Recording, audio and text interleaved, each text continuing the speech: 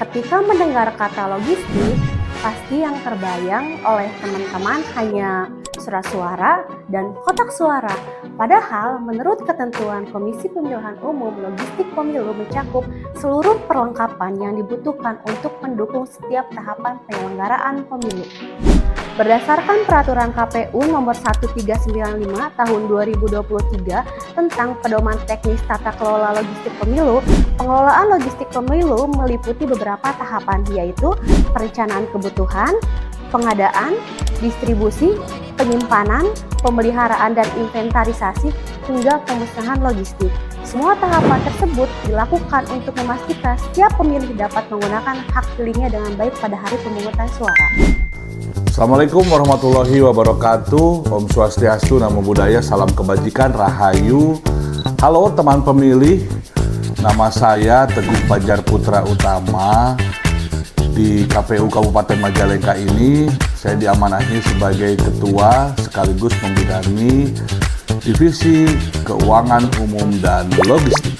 Sebagai salah satu elemen penting dalam pelaksanaan baik itu pemilu maupun pilkada, logistik memiliki beberapa tahap dalam pelaksanaannya sebelum dapat dipergunakan. Tahap pertama adalah perencanaan kebutuhan logistik. Pada tahap ini, KPU menghitung jumlah pemilih, jumlah TPS, serta jumlah kebutuhan perlengkapan lainnya. Dari data tersebut, kemudian ditentukan berapa banyak surat suara yang harus dicetak, berapa kotak suara yang diperlukan, hingga berapa banyak tinta dan formulir yang harus tersedia. Hasil perencanaan kebutuhan logistik tersebut selanjutnya ditetapkan secara resmi melalui keputusan KPU sebagai dasar pelaksanaan seluruh kegiatan tata kelola logistik. Setelah kebutuhan ditetapkan, masuk ke tahap pengadaan logistik. Pengadaan dilakukan sesuai dengan prinsip transparan, terbuka, bersaing, dan akuntabel. Dengan kata lain, setiap pengadaan logistik harus dapat dipertanggungjawabkan dan dilakukan sesuai dengan ketentuan peraturan perundang-undangan. Tahap berikutnya adalah penyimpanan logistik. Logistik pemilu disimpan di gudang atau penyimpanan yang memenuhi standar keamanan dan keselamatan untuk menjamin kualitas serta kebutuhan logistik. Tempat penyimpanan tersebut harus bebas dari banjir, memiliki konstruksi yang baik, ventilasi dan instalasi listrik yang memadai, mudah diakses transportasi, dilengkapi sarana pengamanan, serta alat pemadam kebakaran, dan berada di lingkungan yang aman. Selanjutnya adalah distribusi logistik.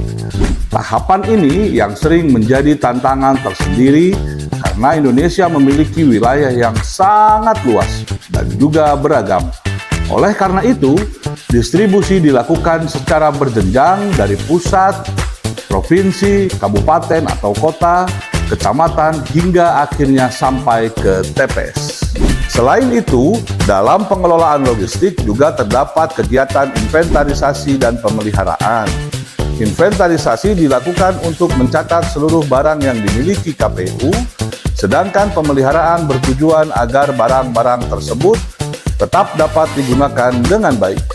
Lalu pertanyaannya, bagaimana dengan logistik yang tidak digunakan? Berdasarkan ketentuan yang berlaku, logistik pemilu dapat dilakukan penghapusan. Tentu harus sesuai dengan prosedur dan mekanisme yang telah ditetapkan. Proses ini dilakukan secara tertib dan akuntabel untuk menjamin pengelolaan barang milik negara tetap sesuai aturan. Melalui pengelolaan logistik yang terencana, tepat, dan akuntabel, KPU berupaya memastikan setiap tahapan pemilu dapat berjalan dengan lancar. Sebab di balik setiap surat suara yang digunakan pemilih terdapat proses panjang yang diatur secara rinci untuk menjamin terselenggaranya pemilu yang demokratis, transparan, dan berintegritas.